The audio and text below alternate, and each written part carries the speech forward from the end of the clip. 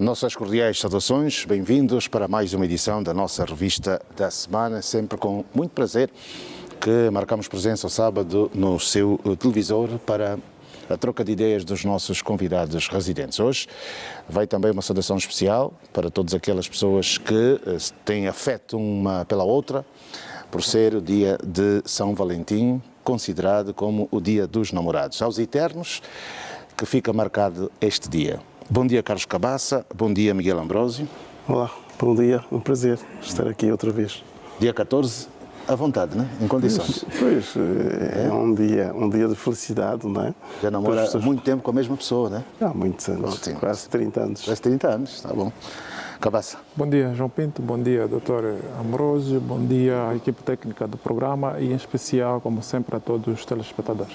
Muito bem, daqui a pouco vai juntar-se a nós o Domingos das Neves. Dr. Miguel Ambrósio tem um ponto prévio. Mais uma vez, bom dia, João Pinto e os senhores telespectadores. Pois, o meu ponto prévio hoje vai ser muito resumido. Vai ser dedicado ao lançamento do Programa de Desenvolvimento da Agricultura Sustentável para as famílias, que foi apresentado por Sua Excelência o Sr. Ministro da Agricultura. Este projeto vai ter uma vigência de 5 anos e uma implementação de cerca de 7 províncias. Eu entendo que, nesta altura, sobretudo depois desses 2 primeiros quinquênios de governação que revelaram que o país ganhou estabilidade, ganhou a credibilidade da sua imagem, portanto, não faz sentido que estejamos a trabalhar como se estivéssemos em tempestade de guerra. Angola precisa desenvolver e apresentar um programa de desenvolvimento genuíno que possa integrar as economias do interior para o litoral. Portanto, nós entendemos que o facto de Angola ter tido lucros fabulosos logo após aos acordos de paz, isto contornou aquilo que seria, digamos que, a estratégia para o desenvolvimento de Angola. Portanto, nós pensamos que precisamos sair desta questão dos apoios dessas organizações, como o FIDA, e desenvolvemos um projeto que nos possa dignificar e desenvolver efetivamente a nossa economia. Muito obrigado, então. Ponto prévio.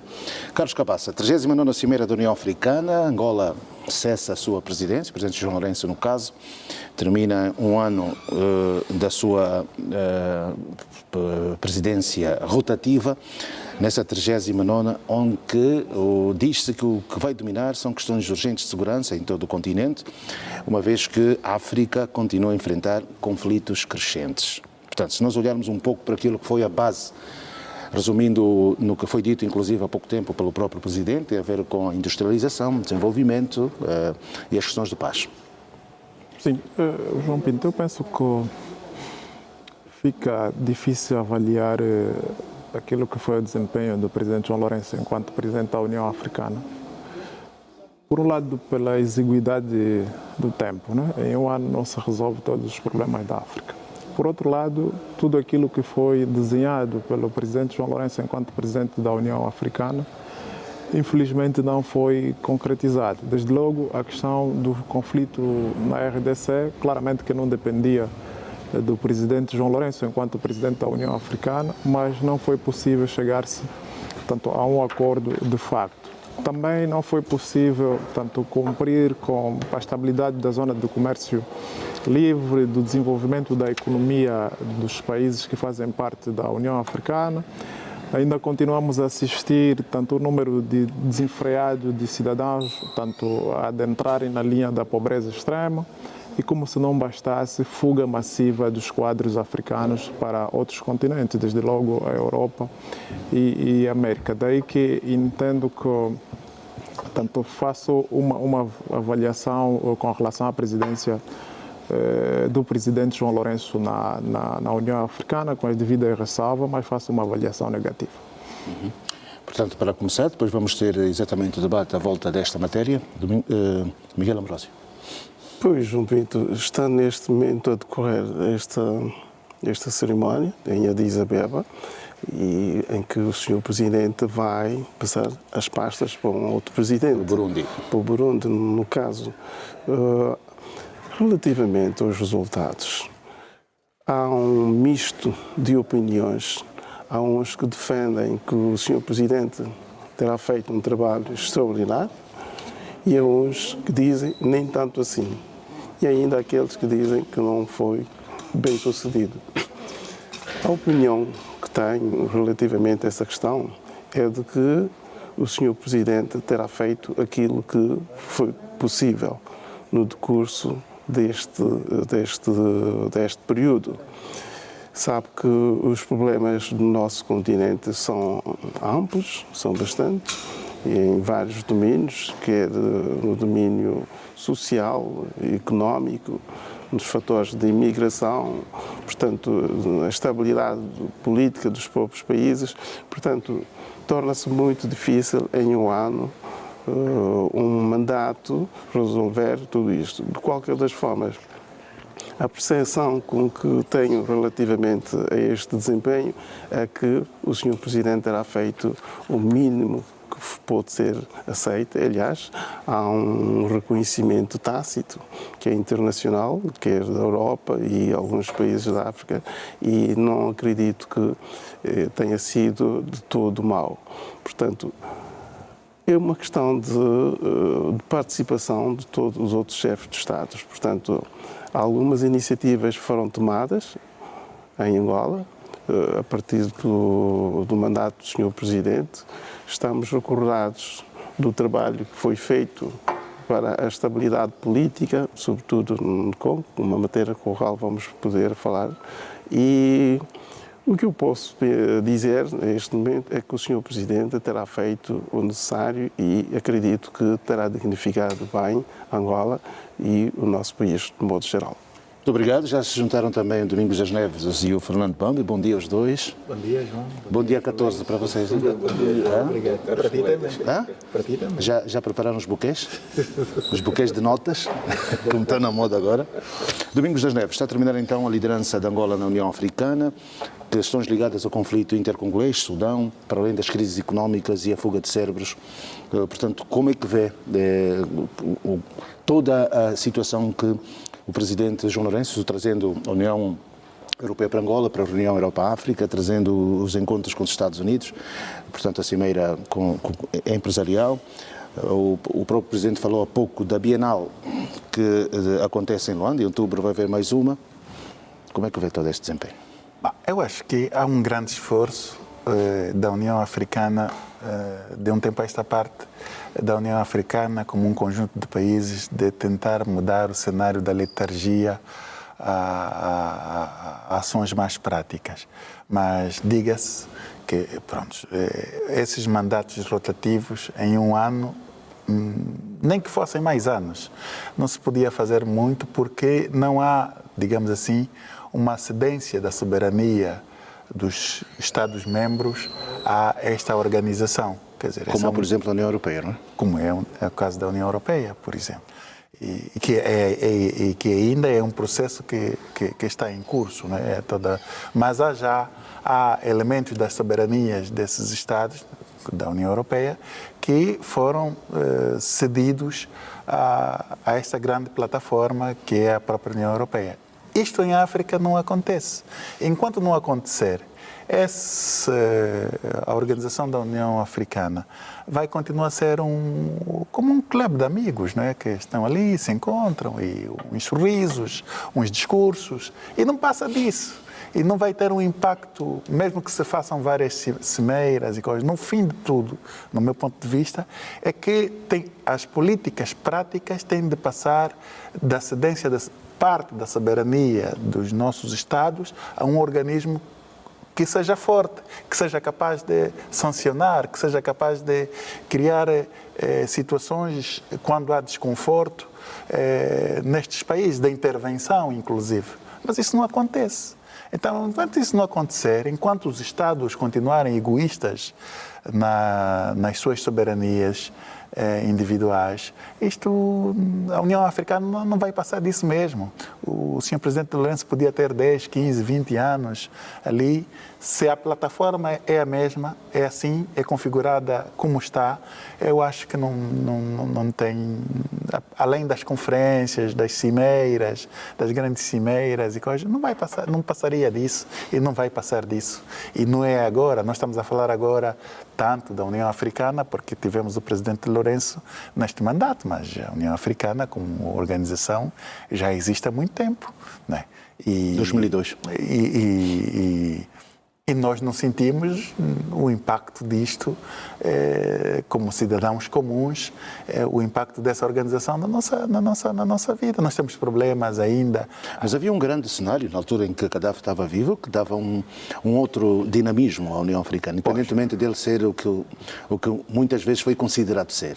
Pois, mas esse é um outro grande problema. As organizações não podem se personificar a um indivíduo. Ou é um sentido que se absorve como um desafio de Estado para todos, dos Estados, e, portanto, as pessoas vamos tendo vários protagonistas, ou, e para o falimento, ela se confina a uma única pessoa. Isso não acontece só, infelizmente, na União Africana, acontece também nos nossos países, né? Há países africanos que estão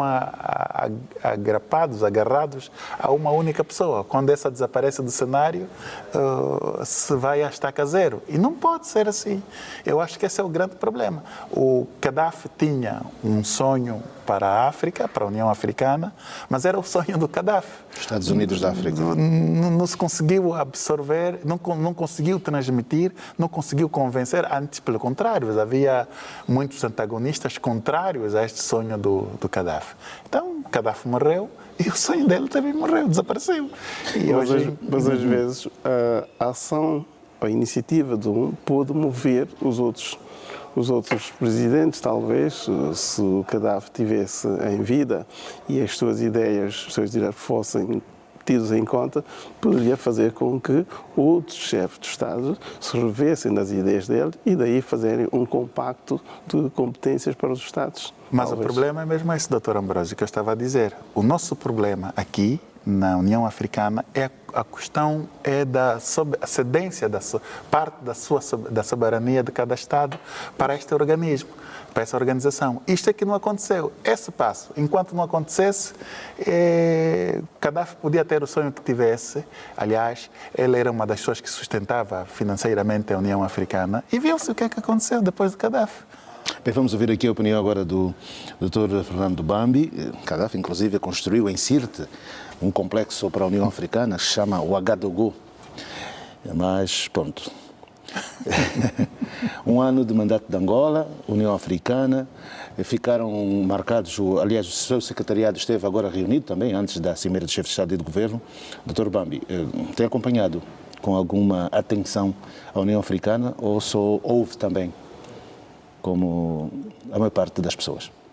João, eu, por inerência da minha profissão de docência e sendo inclusive docente das unidades curriculares da História da África 1, 2 e 3, acho que falar da União Africana faz parte daquilo que é o meu objeto profissional. Então, lido com essas questões, não falo da União Africana apenas nos debates e por conta da assunção da presidência rotativa por parte do presidente João Lourenço, mas faço dos debates da África aquilo que posso considerar que a palavra de ordem ou a minha agenda de trabalho.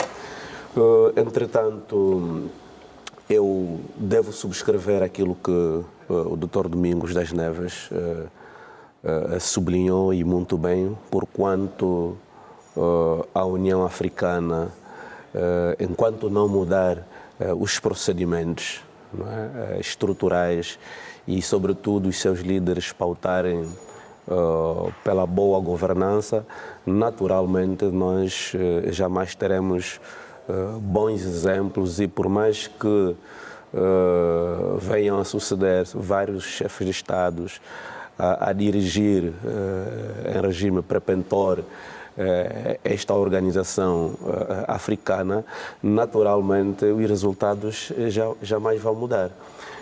Como bem se pode imaginar, antes mesmo da União Africana, tivemos uma outra instituição, que é a Organização da Unidade Africana. E mesmo com a Organização da Unidade Africana, nós já vimos as várias correntes que existiam dentro da Organização da Unidade Africana. Mas, entretanto, como a OA tinha como objetivo fundamental a questão da libertação do continente do jugo colonial, bem, podemos praticamente dizer que esse macro-objetivo ter sido concluído na medida em que a África praticamente encontra-se liberta da dominação estrangeira. É óbvio que, após as independências, a África se deparava com outro tipo de desafios, esses que, de facto, a Organização da Unidade Africana não conseguiu materializar. Daí a sua substituição pela mais recente instituição, que é a União Africana, no sentido, sobretudo, de atacar aqueles desafios emergentes, sobretudo a questão da integração econômica africana. E, lamentavelmente, por conta da questão conforme foi desenhado o seu funcionamento e o facto da mesma União Africana não ter um poder de facto que possa sobrepor a soberania de determinados Estados, então faz com que esta União seja apenas uma plataforma para discussão, para apresentação de discursos, mas que praticamente não consegue atender aquilo que são os macro-anseios das populações africanas, que é praticamente a questão do desenvolvimento. Tivemos, claro, que dessa vez a liderança do presidente João Lourenço, agora a liderança passa para a presidência do Burundi.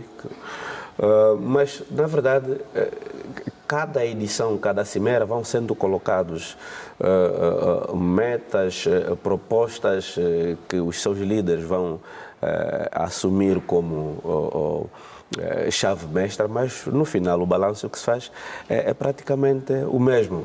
Doutor Bambi, o que eu suponho dizer que a população africana, os povos da África, em nada conseguem reter ou ter algo que seja da União Africana. Não há, por exemplo, na educação não há intercâmbio, as pessoas não movem, os seus continuam fechados porque não há interligação das companhias aéreas para ir para determinados países, tens que passar pela Europa, ou sei lá por onde, né? ou pelo Dubai.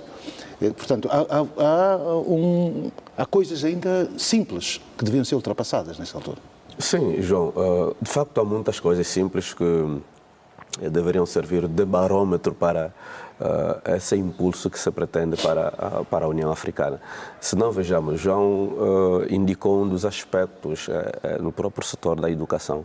Claro que nós temos muitas fragilidades nos sistemas educativos africanos. Você não tem um Erasmus africano, não é? Exatamente. Infelizmente, a componente da mobilidade no setor da educação, quer mobilidade docente ou discente, ela praticamente é nula ou inexistente, e seriam praticamente esses os primeiros setores onde nós poderíamos dar os passos necessários, na medida que os nossos programas, os programas de ensino são praticamente distintos, as unidades curriculares diversas, quer dizer, é difícil alguém que, por exemplo, começa os estudos em Angola e pretenda concluir noutro país, não tiver problemas em termos de aquilo que podemos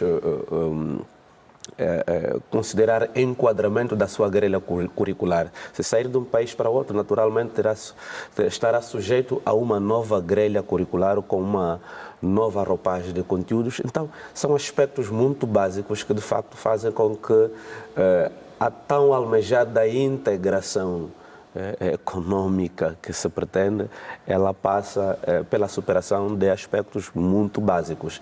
Enquanto isso não ocorrer, naturalmente, nós estaremos aqui por várias ocasiões a analisar o balanço da União Africana e os resultados praticamente serão os mesmos. Não sei se o Cabaça quer... Sim. Porque... Já passou para o Dr. Andrés. Ok. Pronto, eu sou daqueles que pensam que os problemas da África não se resolvem com cimeira, não se resolvem com discurso. Os problemas da África têm de se resolver com aplicabilidade prática. Mas não acha que os problemas da África estão tão básicos que resumem-se a querelas de guerra que não se conseguem ser ultrapassadas? Não Inclusive os conflitos que são feitos têm que ser resolvidos no Catar? Sim, não só o problema de guerra. E as guerras acontecem em África por conta das ambições dos nossos líderes, porque se houver uma distribuição equitativa nos países da África, naturalmente que as guerras, num processo natural, acabam por afastar-se essa possibilidade. Mas os nossos líderes são muito egoístas e o egoísmo estraga os seus países e, no completo, estraga a África. Também estou de acordo com o Dr. Bambi e o Dr. Domingos quando diziam que deve haver uma cedência parcial da soberania dos países. O que é que isso quer significar? Que a União Africana não tem decisões vinculativas. As decisões são meramente facultativas. Daí que eu entendo que, a continuar, tal como está desenhada a União Africana, melhor é não existir. Mais do que isso, João Pinto, é impensável nós falarmos da União Africana e dar nota positiva à presidência do presidente João Lourenço com as devidas ressalvas, porque nós estamos a falar de uma organização que grande parte dos países não contribuem, não pagam cota. Então, se não conseguem cotizar para que a União Africana se torne robusta do ponto de vista econômico, naturalmente que os resultados nos seus países serão débeis. E é por isso nós vamos vendo, volta e meia, a grande maioria dos jovens a saírem da África, como eu disse atrás. E para mim só será nota positiva quando conseguirmos, nós, a África, eliminarmos a fome, eliminarmos ou reduzirmos a pobreza, não se elimina, mas reduzirmos a pobreza extrema e colocar tanto o maior número de jovens no mercado de emprego e, como se não bastasse, também apostarmos no setor da educação. Porque senão, João Pinto, haverá cimeira, vem presidente, entra presidente e a África continua sempre na mesma. Repara, e já para terminar, para não ser muito lacônico, repara que nós, União Africana, dependemos de injeção financeira da União Europeia ou da comunidade internacional. Peço desculpas. Nós não estamos a levar a União Africana como sendo uma instituição séria. Daí que, se continuar o desenho da União Africana, pode vir qualquer presidente, terá sempre a minha nota negativa, né? Ambrósio, portanto, há aqui situações, né? Essas são as questões políticas e de desenvolvimento. Questão económica, então, nem se fala, não? Pois, João Pinto, na minha perspectiva, é que a visão salvífica da África está precisamente nas questões económicas. É aí onde está o cerne da questão. Portanto, mas se as comunidades económicas regionais não dão um passo, como é que a União Africana vai dar um passo? Pois, nós temos cerca de 3 organizações africanas. Nós temos a EMOA, a SADC, a Organização dos Estados da África Oriental e o Mediterrâneo. Portanto, pois, todas essas organizações, esses blocos regionais, não têm sido bastante incisivos na sua atuação, porque o grande problema do nosso continente é a África social e econômico dos seus cidadãos. Está-se a contradizer. Há bocado deu nota positiva, agora está a dizer que não tem sido incisivo. Está-se a contradizer. Não. Ou é nota positiva ou não é, né? Não. É a sua opinião e eu compreendo. Não é opinião, eu estou-me até a visão do doutor. O doutor deu nota positiva porque se nós continuarmos a elogiar os erros, vamos ter a África tal como está. A grande maioria dos jovens sem emprego, tanto as famílias a passarem muita fome, porque nós, comentadores, elogiamos as coisas erradas. Era só essa nota, né?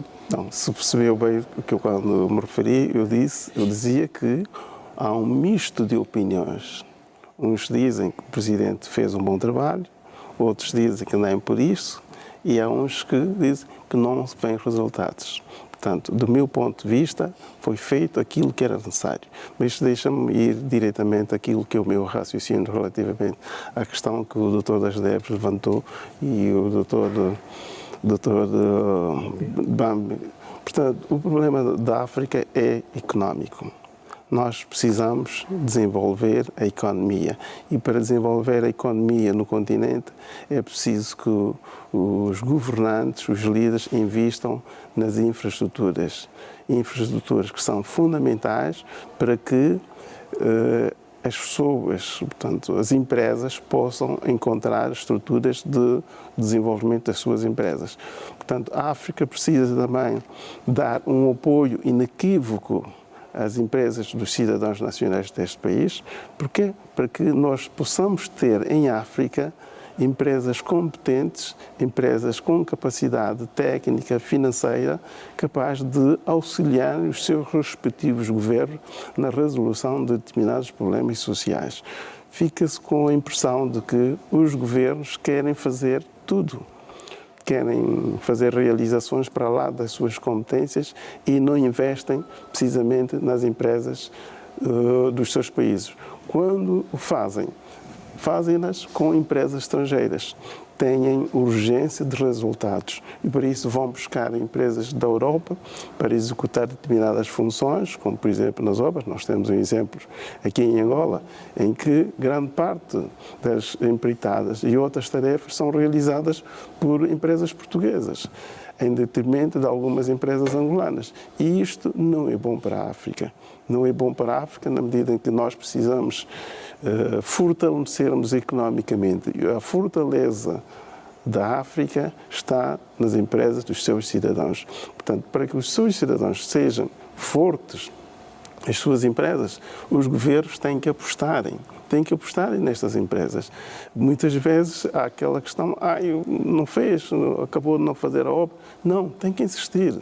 Se você começou a fazer a obra, é porque tens competência de fazer.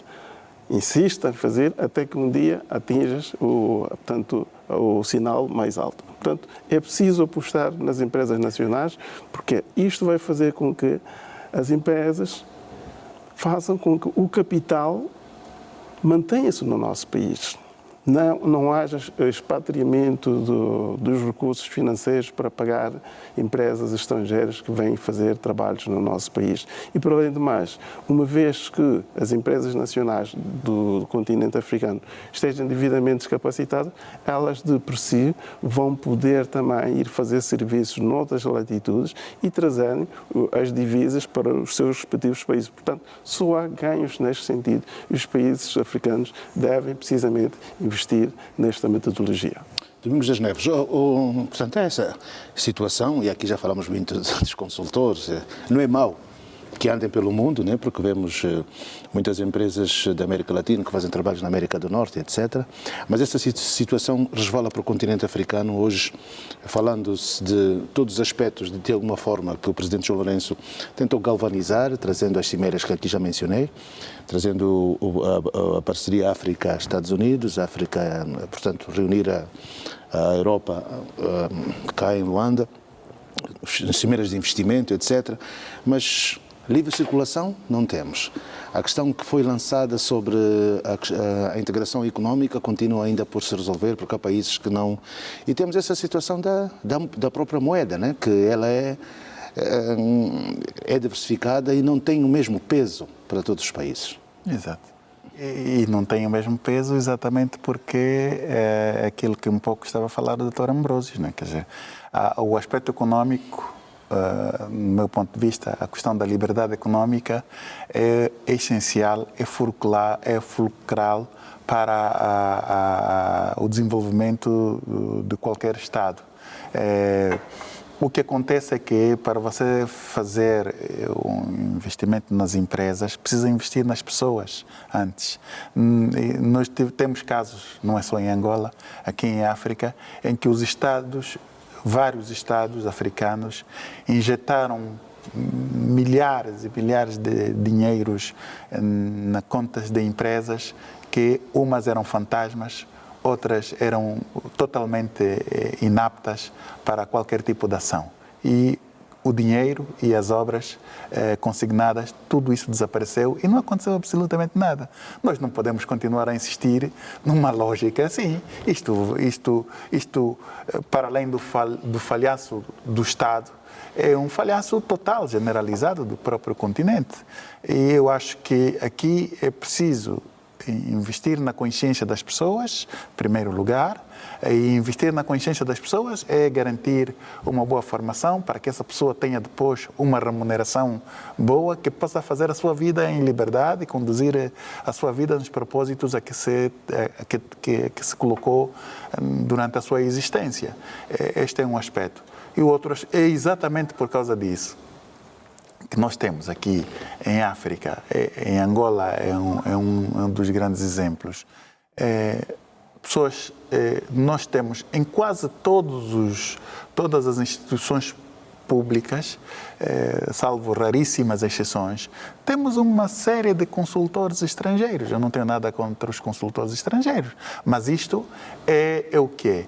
Isto aqui é um sinal negativo para aquelas pessoas, os técnicos, os profissionais angolanos. Se você tem consultores estrangeiros num lugar, numa situação, numa posição em que angolanos são capazes de o fazer e mesmo assim não são contratados, quer dizer, nós estamos a fazer o quê?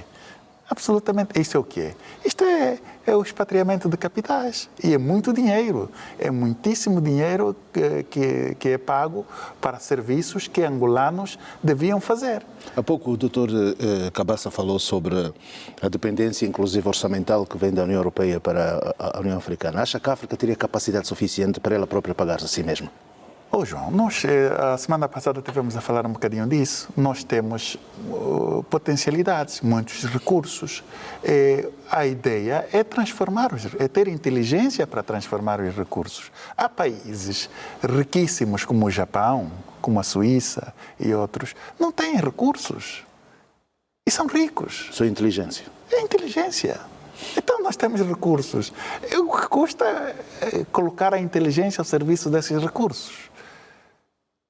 Nós não podemos continuar estagnados, pedintes eternos. Quer dizer, isso até é vergonhoso, né? Nós fazemos cimeiras para pedir, para pedir, para pedir, para pedir. Isto acontece depois da Segunda Guerra Mundial. Também houve essa situação na Europa, não é? Houve uma intervenção a partir do Plano Marshall e coisas. Mas depois disto, esses países continuaram e são hoje o que são.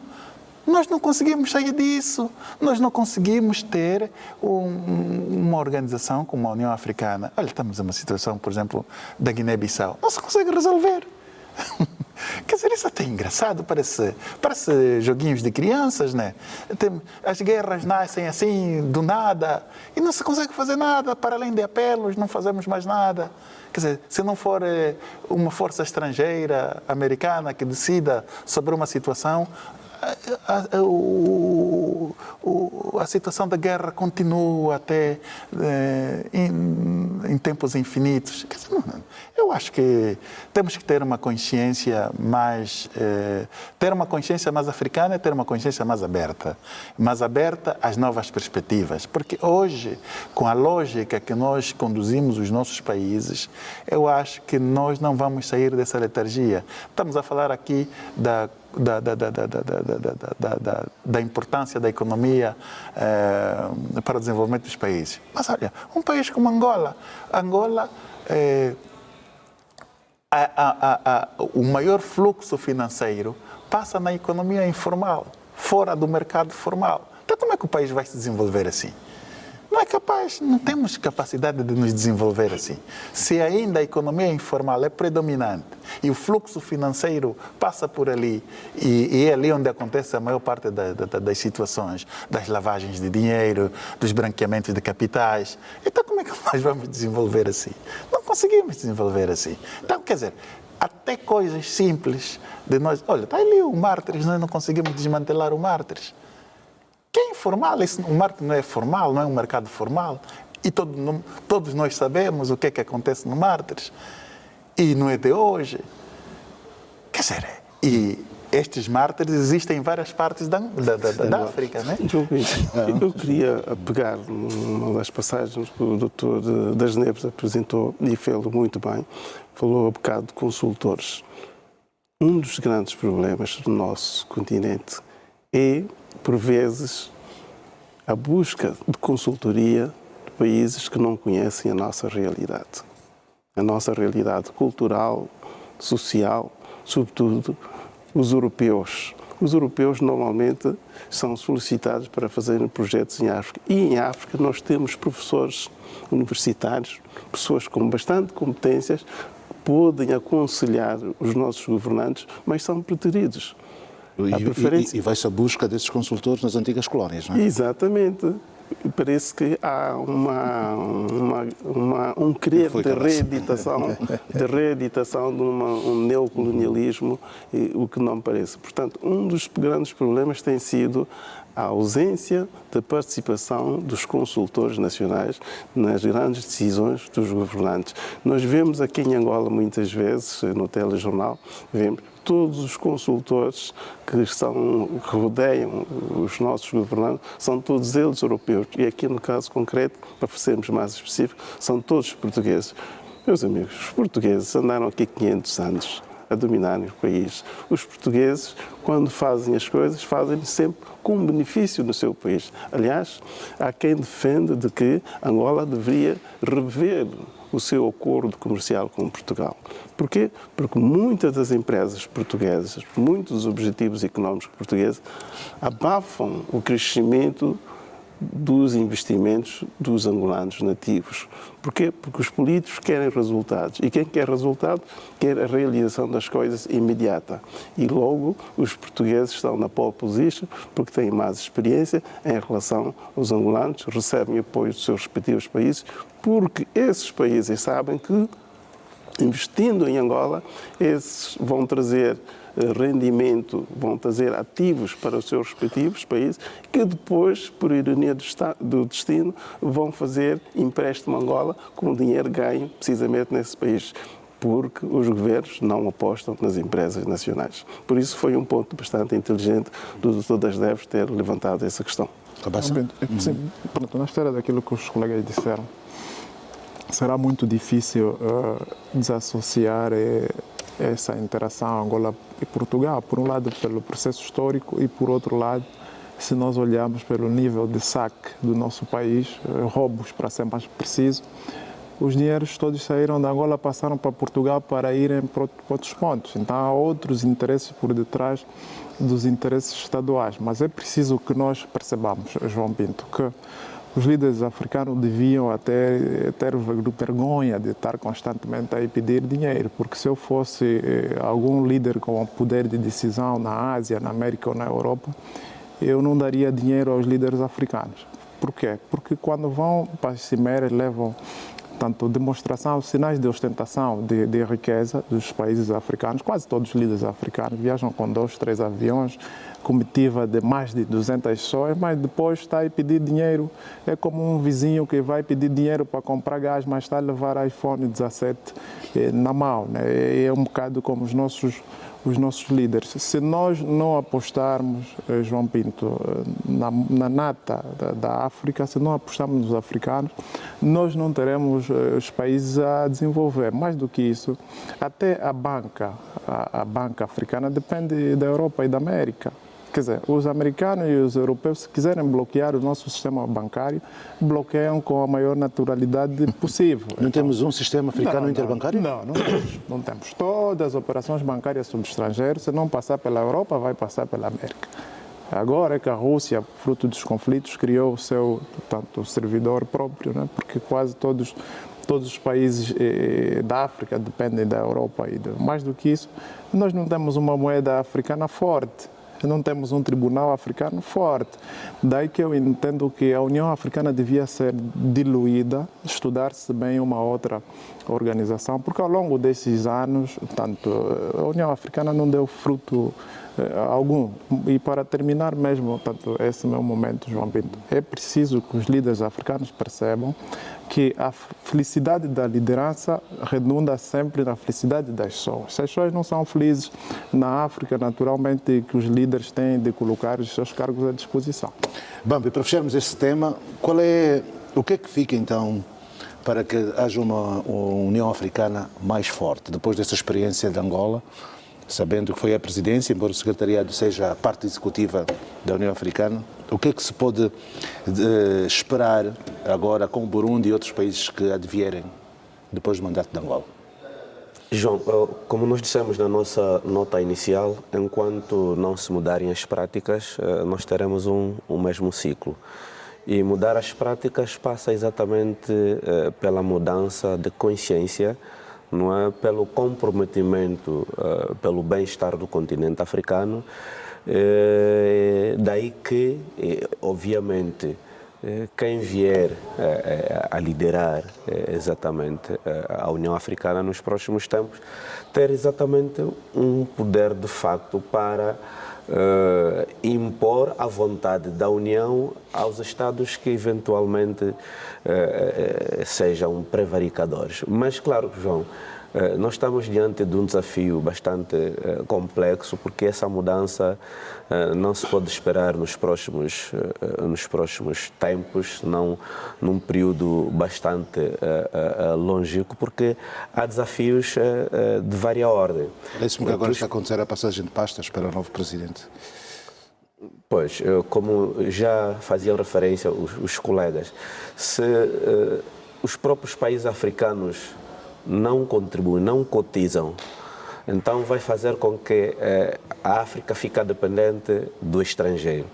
Se a própria organização não tiver peso para impor a sua soberania aos Estados que venham prevaricar, venham tomar medidas que atentem àquilo que é o objetivo de desenvolvimento de África, naturalmente esses desejos passarão apenas de meros desejos. Então, a União Africana precisa reformar-se e, fundamentalmente, contextualizar-se dentro da própria realidade, porque o que ocorre muitas das vezes é que nós importamos modelos externos, o que não é mau, mas claro que é importante que ao importarmos esses modelos, conseguirmos contextualizar a nossa realidade, não é? Ver que aspectos positivos do outro contexto podem ser adaptados e como é que a nossa própria realidade pode imperar para exatamente trazer uma União Africana mais robusta, capaz e que realmente sirva os interesses do continente africano. Mas para tal, João, nós precisamos de ter líderes bastante comprometidos e que tenham na boa governança, não é, como um paradigma dominante. Enquanto não houver isso, então teremos aquilo que já disse o Dr. Domingo das Neves, um clube de amigos, e as questões a serem abordadas são rotineiras. A África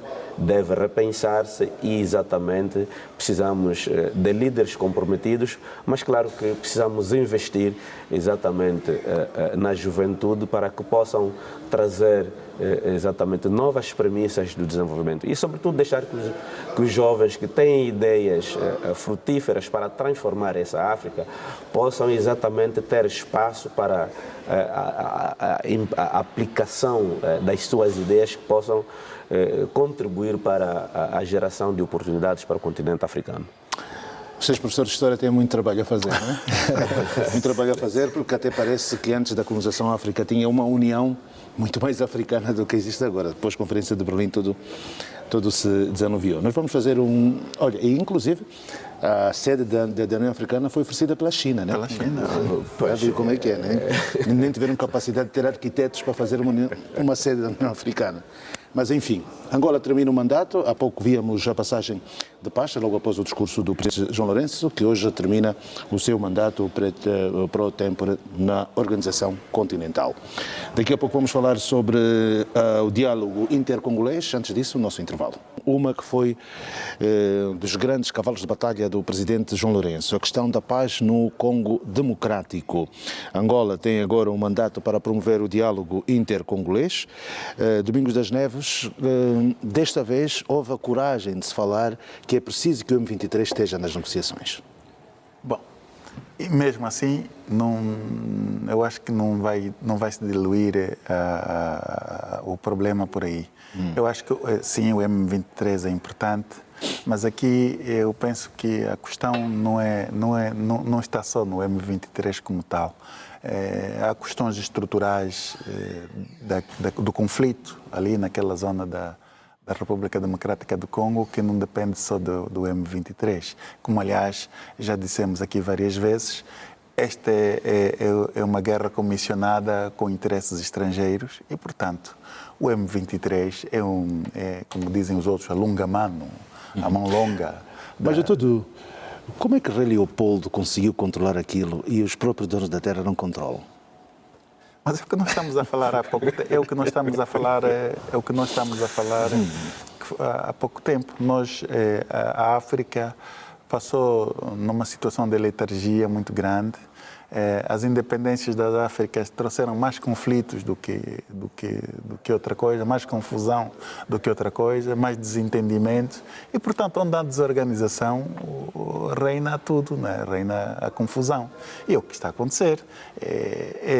Isto é sinal da desorganização do Estado congolês, da República Democrática do Congo, e o resultado da desorganização dá nesta. Podemos então ir à busca do mandato de Mobutu, depois da morte de Lumumba, que criou essas fricções todas que hoje o Congo vive. Está a pagar por erros históricos. Os problemas do Congo começaram mesmo depois da independência do próprio Congo, nos anos 60. Né? E até hoje o Congo não vê paz, não vê estabilidade. E isso, infelizmente, é um dos pontos cruciais que também dificultam, digamos assim, a estabilidade em grande parte da região da África, né? Porque basta ter um focular naquela zona importantíssima, nevrálgica da África, que são os Grandes Lagos, que tudo se desarticula e a própria União Africana fica sem potencialidades, porque não tem nem competências para restabelecer a paz, nem a ordem naquela zona. E eu acho que um dos grandes desafios, quer dizer, as tentativas são sempre boas, procurar encontrar caminhos para a paz. Eu acho que não vai ser tão nocivo tentar se dialogar, sentar-se à mesa com o M23 para se dialogar e encontrar possíveis soluções. Mas, como eu digo, essa é só a minha convicção, que o problema, a resolução do conflito ali naquela zona não está só no fazer sentar o M23 à mesa das negociações. Há interesses externos muito mais fortes e temos que ter a coragem de, não diria denunciar, mas de chamar à mesa da conversação também essas organizações, esses países, esses Estados que, de uma certa maneira, alimentam aqueles conflitos com os interesses que têm lá instalados. Portanto, falando de Bambi, estiveram presentes aqui em Luanda Félix Tshisekedi, presidente da República Democrática do Congo, o antigo presidente da Nigéria, Olusegun Obasanjo, o mediador da União Africana, Faure Gnassingbé, mas sabemos que a sustentabilidade um pouco daquela região para controlar os conflitos tem sido a MONUSCO, que não esteve cá presente, não sabe que papeles têm tido. Como é que vê esta designação, este mandato de Angola para promover o diálogo intercongolês? Bem, João, o facto de Angola ter sido chamada de novo para engajar-se na busca de soluções para o conflito congolês representa, acima de tudo, aquilo que tem sido o seu papel estratégico na busca de soluções para a paz. Não é fruto da própria experiência que Angola viveu, não é ter encontrado soluções endógenas para que o país conseguisse alcançar a paz. Mas, entretanto, quando analisamos a realidade do conflito da República Democrática do Congo, na verdade, já disse o Dr. Domingo das Neves que esse conflito é um conflito que envolve vários entes, não é? Desde entes internos a entes externos. Aliás, estamos recordados, não é, a quando da visita do Papa ao Congo, exatamente ter chamado a atenção, sobretudo das grandes potências, não é, que têm tido a sua mão no fomento desse conflito. Entretanto, temos razões de ordem internas que, de facto, passam essencialmente pelas questões da boa governança, da distribuição equitativa dos recursos, porque esse é um dos elementos que realmente fomenta as divergências internas e que serve de catalisador para que entes externos possam, de facto, encontrar um campo fértil para exatamente implementarem as suas ações na perspectiva de sempre que daquilo que foi a teoria ou a política colonial, não é, de dividir para melhor reinar. É claro que quanto mais os nativos, os próprios congoleses, estiverem divididos por falta dessas boas práticas de governança, naturalmente nós teremos entes externos a aliciar, a fomentar para que o conflito perdure por mais tempo. Porque o conflito a perdurar será uma oportunidade para as potências poderem aproveitar o momento e concomitantemente extraírem aí a sua riqueza. Então, o papel da Angola é importante, mas aqui, João, a questão do Congo deve ser vista numa perspectiva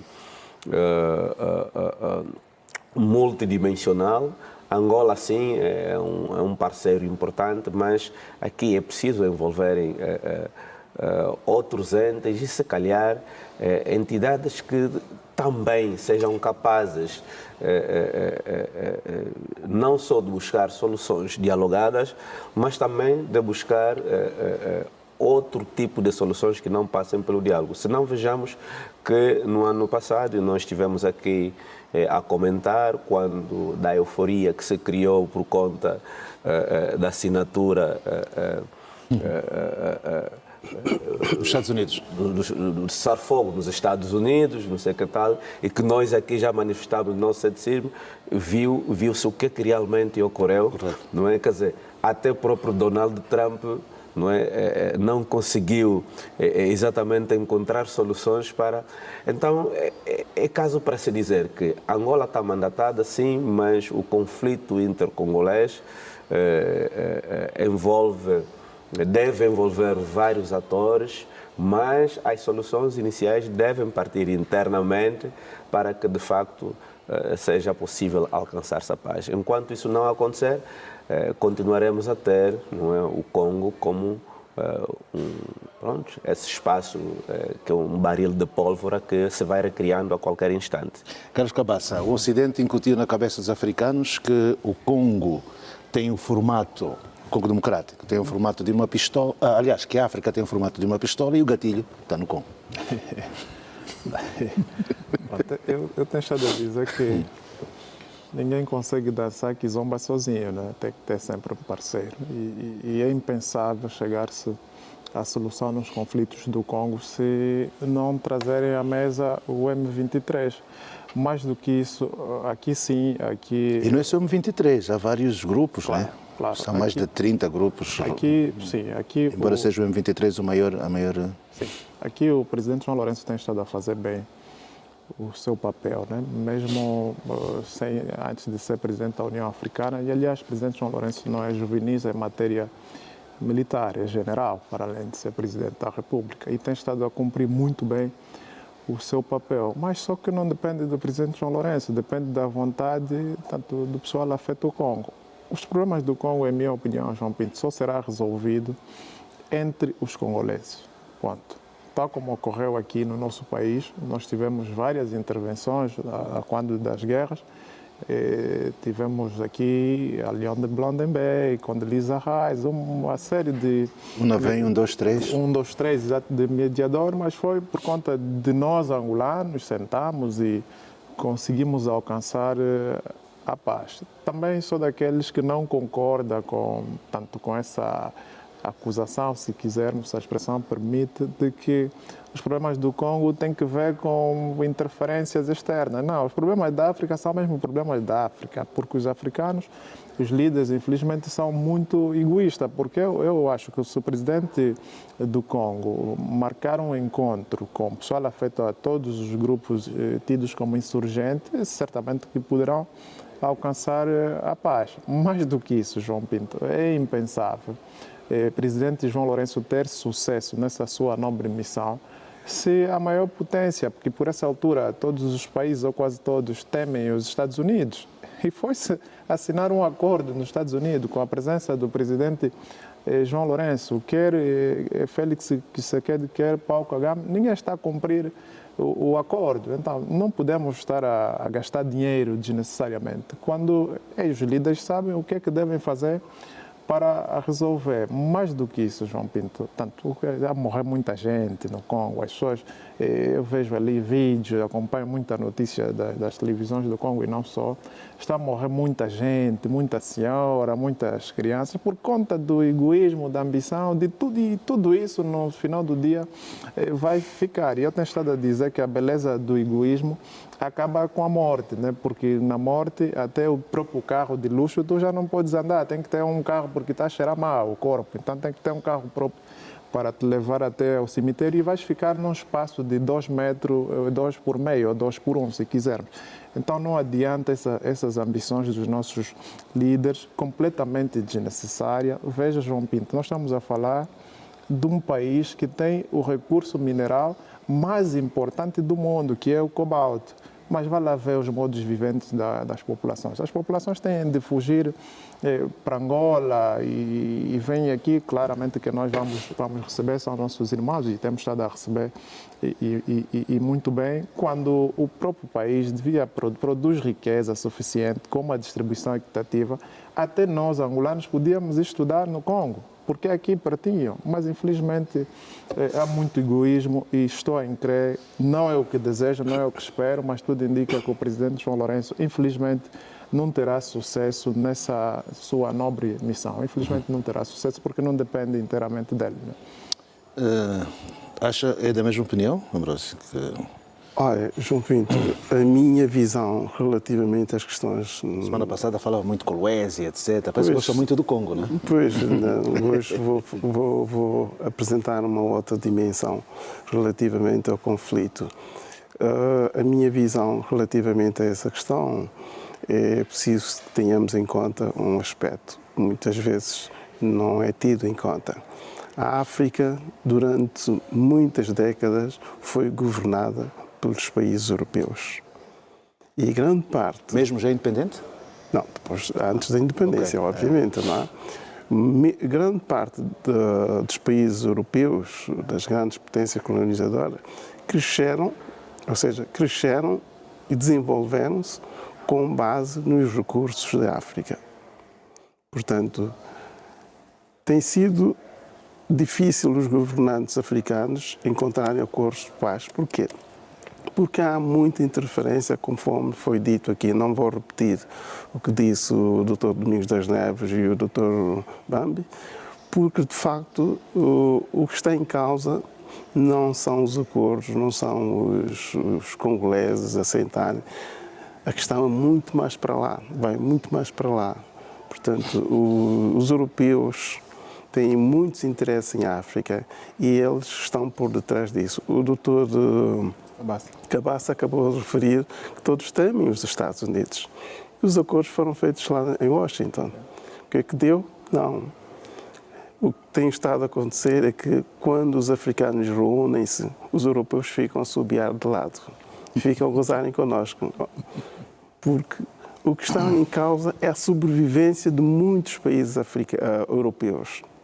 Mas, é preciso... Dê-me só uma nota, repare. Se nós, africanos, distribuirmos de forma equitativa as riquezas dos nossos países, nós não vamos aceitar com que venha um europeu, um americano, um chinês nos dizer que tem de fazer guerra. Nós vamos dizer, não, nós estamos bem, aqui a distribuição é equitativa. Mas o que acontece, respeito à opinião dos 3 colegas, claro, Mas o que acontece é que nós temos que nos aceitar enquanto africanos e os nossos problemas devem ser resolvidos por nós. Agora, estamos a culpabilizar sempre, não, o Congo tem problema porque os europeus ou os americanos estão a colocar o Congo em problema. Não, o problema é mesmo dos congoleses e só se vai alcançar o resultado com a vontade dos congoleses. E, aliás, vimos um desrespeito total naquele acordo feito nos Estados Unidos. E nós dizíamos aqui, quase todos do painel, que aquele acordo não será respeitado. Quem não respeita um acordo assinado nos Estados Unidos, não estou a ver, com todo o respeito, respeitar um acordo assinado com o presidente João Lourenço, com devido respeito, né? Não estou a ver. Compreendo o seu raciocínio, mas a visão que tenho é de que o Congo tem problemas que não dependem só dos congoleses. Portanto, numa globalização em que os países vivem, nós estamos muito ligados à Europa. Os países africanos estão muito ligados à Europa e não só. Nós vimos recentemente os problemas que aconteceram na Rússia. A Rússia teve muitos bloqueios com a transação da sua economia. Portanto, quanto mais nós africanos, e nem sequer, como disseram há bocado, não temos sequer um sistema SWIFT. Portanto, a África está muito ligada às potências colonizadoras. Portanto, eu digo nós, a União Africana precisa sentar-se com a União Europeia e olhar vis-a-vis, meus senhores, nós temos isso, isso e isso, vocês não têm, mas vocês vivem e desenvolvem-se com os recursos da África. Vamos encontrar o meio termo. Portanto, a Europa transforma os recursos e não tem esses recursos, a África tem-nos. Portanto, é preciso um encontro com os governantes africanos para conversarem, meus amigos, vamos acabar com essa bagunça. Vocês têm isso, nós temos isso e vamos tentar encontrar um meio termo para que as pessoas possam viver com felicidade. Porque não vai ser o acordo que o Angola vai fazer ou pensa fazer ou coisa parecida que vai resolver o problema do Congo. O problema do Congo são interesses económicos dos países ocidentais que transportam a nossa capacidade africana. Então, Miguel, assim parece que nós africanos temos que conversar com os europeus, parece que são nossos chefes. Não, eles não são nossos chefes. Nós, africanos, é que temos de resolver os nossos problemas. Não tens capacidade para isto. Não tens capacidade. Nós continuamos a pensar. Deixa-me só dizer. Não, só um minuto, e vais continuar. Sim. Como é que se vai resolver um problema dessa envergadura se, inclusive, os filhos da África que vão para a Europa são maltratados à entrada, ficam em campos como se fossem campos de concentração. E não há... Não é como se fossem. São campos de concentração e não há uma voz africana que fale, não é, que levanta a voz para dizer aos europeus que são seres humanos e devem ter dignidade. Aí não é problema dos europeus, é problema dos líderes africanos. É problema, por que os cidadãos saem da África para a Europa? Esse aqui é o grande problema, porque os europeus estão bem, João Pinto. A Europa está em condições, a Europa está boa. Eu saio de Angola para Portugal, para ser mais claro, à procura de melhores condições de vida. Há indivíduos que saíram de Angola, mestres, PhDs, que estão em Portugal a trabalhar em restaurantes. Onde é que o europeu entra nisso? O problema é dos nossos líderes, porque se os nossos líderes criarem condições para os cidadãos, naturalmente que eu não quero sair do meu país quando vivo o mínimo razoável. Então, nós não podemos... E são essas questões que movem esse conflito também no Congo? Isso move os conflitos, porque... a desigualdade social... E os armamentistas, quem vende armas, etc., que nunca são consultados também, porque a África, que eu saiba, não há, tirando a África do Sul, Egito, se calhar, países que tenham indústrias armamentistas. Sim, João Pinto, repara. Quando é que sobe o nível da delinquência, quando é que sobe o nível da prostituição, quando é que sobe o nível da fuga massiva de quadros da África para a Europa? Quando a distribuição das riquezas da África não é equitativa. Daí que eu entendo que, mais do que estamos a culpabilizar os europeus, os americanos... Não é uma questão de culpabilizar, Soutor. Presta bem atenção. Sim. A África foi moldada pelos europeus. As cidades africanas foram construídas pelos europeus. E a Europa é um continente gelado. A Europa não tem recursos para poder viver da forma como eles vivem. Tá bem, mas onde é que nós entramos nisso? nós entramos na incompetência governativa. É aqui onde nós entramos, porque, repara, vamos falar de Angola. Quando o presidente João Lourenço assumiu o país em 2017, disse: vamos combater a corrupção, nem que os primeiros a tombar sejam os membros do MPLA. Muito bem, e nós aplaudimos isso e vamos continuar a aplaudir essa decisão do presidente João Lourenço. O que é que gerou a corrupção? Onde é que saiu o dinheiro? O dinheiro saiu da Angola para Portugal. Não é o português que veio buscar o dinheiro aqui, somos nós angolanos que levamos lá o dinheiro de forma ilícita.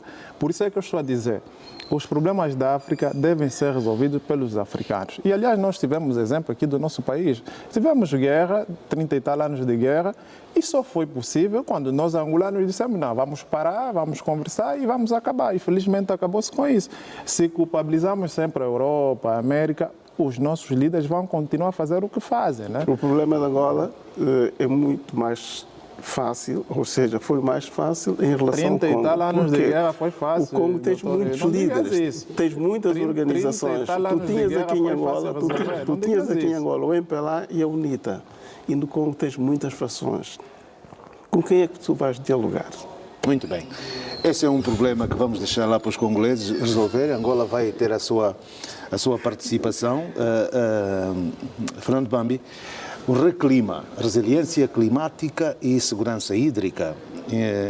Investimento mais um do Banco Mundial, 300 milhões de dólares, para que se possa capimentar e resolver o problema da água, do clima e da água nas zonas urbanas e rurais.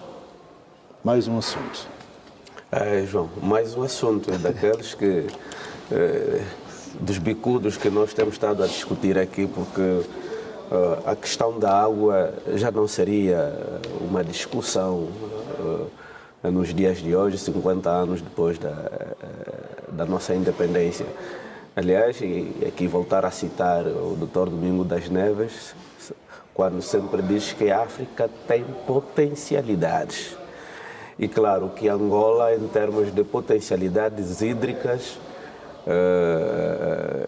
faz parte dos países que estão no top das potencialidades hídricas. Mas, infelizmente, vários projetos foram ensaiados para garantir água à maior parte da população, mas infelizmente até os dias de hoje não conseguimos fornecer pelo menos até 50% desse recurso, ou fornecer esse recurso precioso a 50% da população angolana.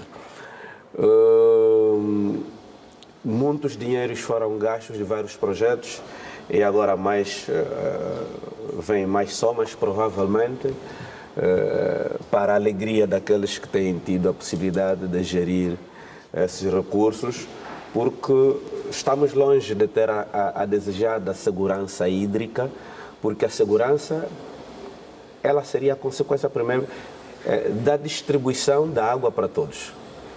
Então, e depois iríamos analisar a qualidade dessa água. Então, nem aquela água sem ser potável. Exatamente, não conseguimos distribuir às populações, então quanto mais a questão da segurança hídrica. Resiliência climática, obviamente que é um desafio enorme. Imagina-te, João, que incluindo as próprias nações do primeiro mundo, não é, que são afetadas por essa questão da resiliência climática. As alterações climáticas que de um tempo a essa parte têm sido agenda de várias cimeiras, mas é aquilo que muitas das vezes nós já analisamos aqui. As práticas constituem praticamente um antagonismo em relação àquilo que devia ser feito para que de facto nós pudéssemos conter, não é, essas alterações climáticas. Claro que a nível de Angola os efeitos ainda não são tão avultados, mas não tão, ponto e vírgula, né? Porque o sul de Angola tem sido afetado exageradamente com essa situação. Sim, o sul de Angola tem sido de facto essa zona que de quando em vez... Mesmo aqui não chove. Está a chover lá. Dizem alguns iluminados de que são os chineses que estão a varar por conta das ditas obras. Quer dizer, são mitos, não é? Bem, nós temos que falar do último tema, que tem a ver com a AGT, e por isso vamos correr. Cabaça, essa resiliência climática, essa questão toda ligada à água, já falamos aqui muitas vezes, não é? Só 35% ou 40% da população é que tem água de maneira razoável, e nós olhamos aqui para mais um investimento que vem de fora, do Banco Mundial, mas também sentimos de facto que há uma grande preocupação por parte do Executivo nesse aspecto. É dessa vez que vai ser de vez? Pronto, eu não sinto grande preocupação a olhar para aquilo que é o nosso processo natural, ou seja, somos a maior potência hídrica da África Austral. Somos a maior potência. Temos cerca de 6 mil e tal rios, só em Angola, 6 mil e tal rios. E apenas 5% da água é aproveitada para a nossa realidade. Quer significar que há muito trabalho pela frente, por um lado. Por outro lado, João Pinto, temos de olhar para o fator endividamento. Nós estamos a ficar endividados, nosso país, cada vez mais. E preocupa-me enquanto cidadão jovem, porque, João Pinto, quando o nosso orçamento geral do Estado, 57,6% serve para pagar dívida, nós ficamos com um bocado para a vida econômica do país. Agora 50%. 50%, obrigado.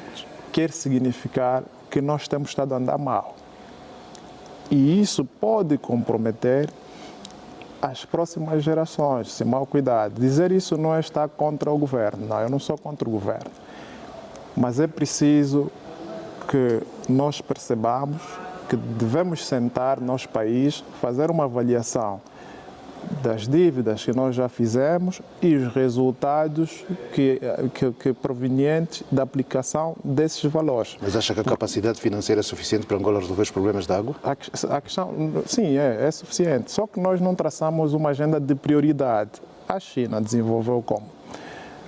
Durante 3 anos vamos resolver, por exemplo, o problema do tomate.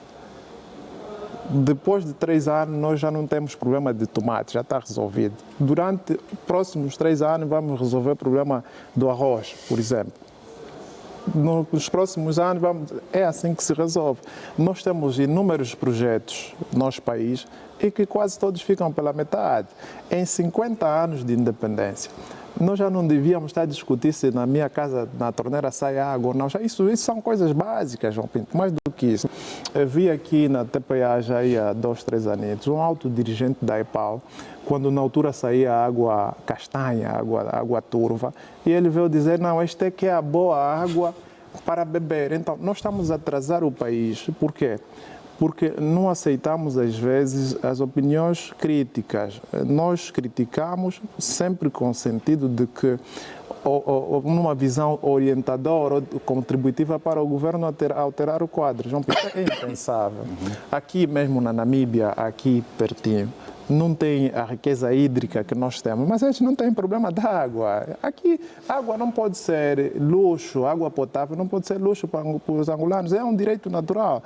Daí que eu entendo que os projetos como tal... Ainda vais ouvir que na Namíbia só são 3,5 milhões, aqui são 36 milhões. Não, isso é conversa. Então nós somos a maior riqueza hídrica da África Austral, somos nós, João Pinto. Mas as pessoas para abrir torneira têm que estranhar, porque agora tem torneira, mais do que isso. E para terminar, João Pinto, já não podemos mais aqui apelar ao governo. Nos dias de hoje, por amor de Deus, já não se inaugura chafarizes, já não precisamos disso, tem que colocar mesmo água na casa das populações, João Pinto. Daí que eu entendo que é mais do mesmo, tanto é um projeto para o inglês ver. Né? É tanto que indicações que nós temos é que na Vila Pacífico, no Zango, 12 horas, assim daqui a pouco a água já vai. Já não vai ter água daqui a pouco. Assim está bom, assim está bom. Ambrósio, o que é que tens a dizer sobre esta? Para ter água das 7 às 12. Pois, o problema da água, grande parte dos colegas já terão feito referência a isto. Angola precisa investir mais no sistema de abastecimento de água por uma questão de desenvolvimento, por uma questão de saúde pública. Portanto, é evidente que os recursos nem sempre são suficientes, mas é importante que o Governo faça um esforço adicional para que esta situação esteja resolvida. Domingos das Neves, e a grande prova foi durante a Covid, não era preciso lavar as mãos todos os dias. O que é que tem a dizer sobre esta questão? A questão do clima, que é uma preocupação global, e temos esta segurança hídrica que se pretende, principalmente, em áreas que são muito afetadas pela falta de água. Não, como disse, eu totalmente com o que o Dr. Cabaça disse. Quer dizer, há países que até mares e lagos artificiais estão a fazer.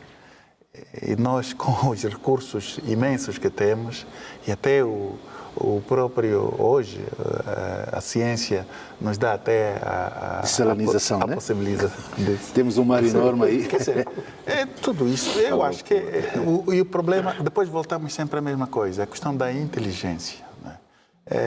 E eu acho que esse é o grande calcanhar daqueles, aqui no nosso país, no nosso continente.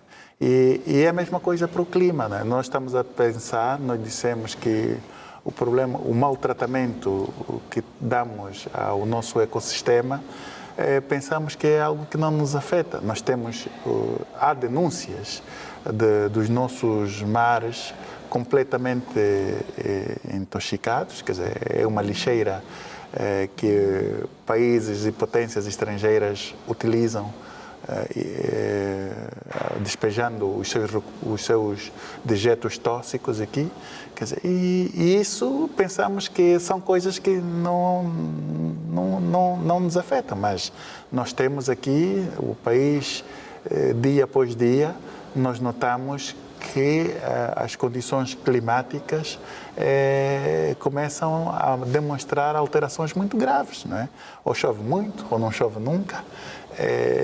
E isso não pode ser tido como normal. Isso tudo é consequência da maneira como nós tratamos o ambiente.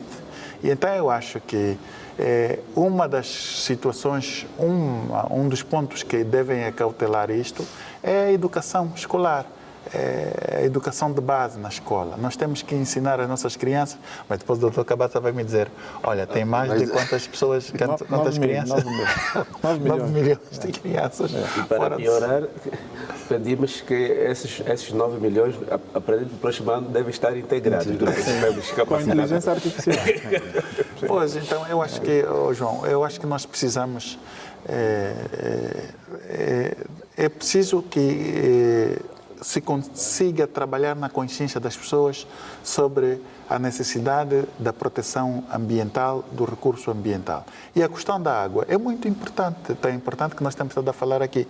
Eu, no meu ponto de vista muito particular, se houvesse que se tomar uma medida radical, era proibir a comercialização da água por meio dessas cisternas. Concordo. Isto era a medida radical, e se pudessem utilizar esse dinheiro do Banco Mundial para proibição, para pagar os fiscais e proibirem isso, seria um benefício para a saúde pública. Nós teríamos, em breve tempo, teríamos os nossos hospitais descongestionados, porque grande parte das pessoas que vão aos hospitais é a qualidade da água que nós ingerimos, quer para lavar os alimentos, para lavar a nossa própria vestimenta e para nós podermos saciar a sede.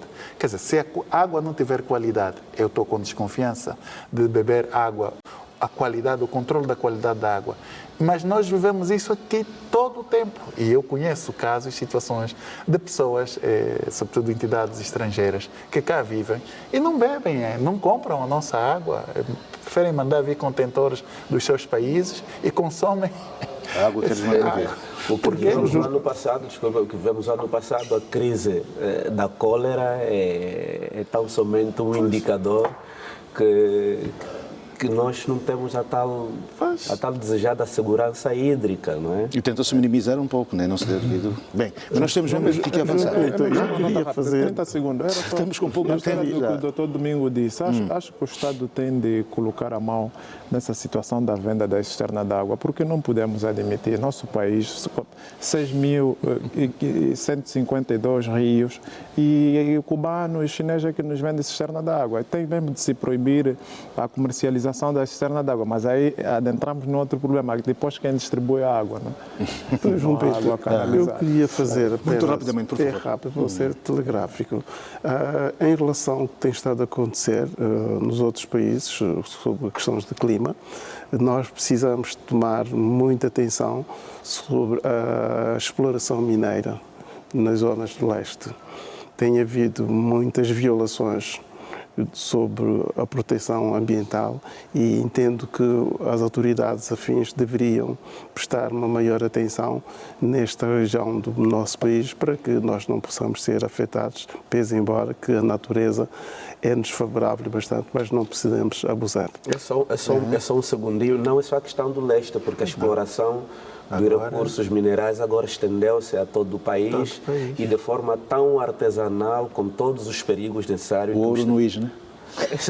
Mas nós temos o Ministério do Ambiente que quase não faz nada, né? Infelizmente, não há pronunciamento algum, quer do Alguém chamou o Ministério da Micha. Não faz nada mesmo. Nós não vemos nenhum pronunciamento do Ministério do Ambiente, infelizmente, tirando as multas que vão cobrando. Na Uela, por exemplo, na Jamba, tirando as multas que vão cobrando. há muita exploração artesanal. Infelizmente. Então, este é um tema que vale um debate. A resiliência climática e a segurança hídrica vale um debate a sério e tem que estar no mapa informativo, não é? É isso que se deve fazer porque pensamos muitas vezes que não nos atinge, mas tudo é ambiente e aprendemos isso na primeira classe. Bem, Dr. Ambrósio, caso AGT, 100 mil milhões de kwanzas desapareceram. Pois, eu não me vou ater... Desapareceram ou não? Foram para algum lugar? Não me vou ater aos 100 mil milhões. Sim. Porque... Não, por uma questão de conflito não pode falar muito desse assunto, Pois, né? mas já não faço parte, Ok. eu posso falar à vontade. Eu entendo que é um processo que está em curso, não é? Está em curso, que envolve cerca de 30 indivíduos. 36 no caso. 30 e mais 6 que são entidades coletivas. O que sabe é que o Tribunal está a cuidar desse assunto, ainda não há um despacho, um deferimento sobre o Tribunal e penso que vamos ter que esperar que o Tribunal decida e não sei se talvez o Dr. Cabaça, como jurista, poderá aduzir mais elementos sobre isto. Ainda vou para outro jurista que é o Dr. Domingos das Neves. Dr. Domingos das Neves é muito dinheiro, né? Como é que foi possível passar assim despercebido durante tanto tempo nas plataformas digitais? Não é que tenha se passado despercebido. Eu acho que nada se faz ao mero acaso. Eu já não acredito mais na obra do acaso, né? A obra do acaso foi quando se criou a natureza. Depois disso, tudo é pensado, tudo é muito bem idealizado e tudo é muito bem... Só que nós temos, infelizmente, o nosso sistema de justiça é ainda muito fragilizado e muito fraco. E o primeiro juiz abandonou o caso. Eu, infelizmente, não acredito muito. Pronto, nós temos que confiar na justiça, mas a confiança na justiça tem de passar por pressupostos válidos. Temos de ter bases válidas. As pessoas que os operadores de justiça têm que ter não só competências técnicas, mas também idoneidade moral para poder fazer juízo de um caso. E isso o país vem demonstrando que o nosso sistema de justiça, infelizmente, está com as bases muito ocas e causa muito descrédito naquilo que são os juízos que têm emitido sobre determinadas situações e processos. E eu acho que, aliás, tivemos não muito tempo atrás, por exemplo, o grande carnaval que houve no Tribunal Supremo, não é? As questões do Tribunal, o outro Tribunal Superior. Constitucional? Não. De Contas. Quer dizer, tudo isso e mais alguma coisa nos demonstra que, de facto, Pronto, esses processos têm a sua mediatização, também podem ser utilizados politicamente para galvanizar as massas, né? Criar uma ilusão de ótica, que no fim não dá no mesmo ou é igual ao nada. Então, quer dizer, exatamente por causa disso, porque a base do sistema de justiça é bastante deficitária, é oca. Então, eu acho que nós temos, e como já disse aqui várias vezes, um dos pressupostos é exatamente isso. Nós temos a justiça a serviço das estruturas políticas. Enquanto a justiça não for independente das estruturas políticas, for dependente do sistema político, nós vamos ter sempre essas situações, esses descasos e essa pouca vergonha. Dr. Bambi, não houve demissão, ninguém é responsabilizado até agora, são só os 36 que lá estão à espera desse julgamento. O primeiro juiz abandonou o caso, foi chamado outro. Qual é a posição que tem relativamente a este caso? João, o primeiro é que o nosso sistema educativo, do jeito que ele é tão frágil, não nos deu essa competência, não é, imoral, para nos demitirmos diante de escândalos vergonhosos que o país atravessa. Infelizmente não faz parte do nosso ADN a questão das demissões. É verdade que esse julgamento, pronto, que se está a mediatizar, bem, não... O Banco Mundial vai dar 300 bilhões. Eles retiraram do erário 100 milhões. Pois, exatamente. 100 mil milhões. Não, 100 milhões de dólares, né, no caso, 100 milhões de kwanzas. Pois, enquanto se estava a falar a questão da água, o doutor Ambrosio disse que os recursos às vezes são escassos. Não se fala da questão da escassez de recursos. Nós temos recursos suficientes para colocar o país no nível de desenvolvimento aceitável. Infelizmente, é que os recursos não têm sido geridos com sabedoria, não é, com moralidade, porque acabam exatamente nesses escândalos tão vergonhosos. Como é possível que um país que realmente se dá ao luxo de um grupinho desviar tanto valor e depois nós continuamos aí com o problema da dívida pública? João, isso quer dizer, nem deveria até ser discutido. E pior do que isso é a nossa justiça que não dá boas lições para a moralização da sociedade. Estamos a terminar, infelizmente, esse era um tema que acabasse. O que é que tem a dizer sobre isso? Pronto, primeiro que tenho a dizer que, atendendo à pertinência do tema, devia ser pelo menos o segundo, já que o primeiro era também importante, né? Mas agora ficou no final e temos pouco tempo. Pouquíssimo. João Pinto, vou ser assim telegráfico, não muito no processo, mas no país como tal. Quando nós temos corrupção na Sonangol, temos corrupção na AGT, temos corrupção no Tribunal de Contas e temos corrupção no Tribunal Supremo, nós não temos país. Não temos economia, não temos país. E é por isso o país vai se endividando. Repara, João Pinto, 100 mil milhões de kwanzas é muito dinheiro. Estamos a falar porque tem acusação e a acusação traz esses elementos e estamos à vontade para falar. Por isso é que quando o presidente João Lourenço fala sobre combate contra a corrupção, há uns que puxam para trás, porque a corrupção beneficia. Só que a corrupção, o que é que dá, João Pinto? Dá o número desenfreado de pobres. E os angolanos estão a morrer, os angolanos estão a passar fome, os angolanos estão a fugir do país por causa de meia dúzia de indivíduos que se acham mais angolanos do que nós. Quem tira 100 mil milhões de dólares? Tirou como? Tirou de onde? Ninguém viu. Isso parece ser conversa de brincadeira ou de política, mas isso é um assunto muito sério, João Pinto. Paga-se mal a função pública, os hospitais não têm condições, estamos a falar da água, as famílias não têm água, tudo por conta desses indivíduos que se acham mais inteligentes do que nós e vão tirando esse dinheiro todo. Repara, João Pinto, já mesmo para terminar, Sonangol é que dá o dinheiro para o Orçamento Geral do Estado. Teve lá problema. a Administração Geral Tributária, que é a segurança da garantia das nossas contribuições, dos nossos impostos. Então, alguém tira meu imposto, que eu estou a dar ao Estado para arranjar estrada, tira e fica assim, tá tudo bonito, conversa daqui, juiz fez, juiz desfez. Peço desculpas. Então, o vosso dinheiro foi nessas coisas, né? Meu dinheiro foi também. Né? Meus amigos, muito O obrigado dinheiro por de ter... João Pinto também foi. Né? Muito obrigado por nos terem acompanhado e agora tem a Se calhar penhora. João Pinto não é contribuinte. E agora ainda por cima vai haver penhora das viaturas se não pagarem o IVM, né? IVM. Bem, muito obrigado então por termos partilhado mais um momento aqui na televisão pública de Angola. Caros telespectadores, agradecemos imenso nos terem seguido em mais uma edição da Revista da Semana. Tenham todos um bom funge. Obrigado. Obrigado. E até ao próximo sábado. Bom dia. E bom carnaval, não é? Também, fim de semana prolongado. Bom carnaval e bom dia dos namorados.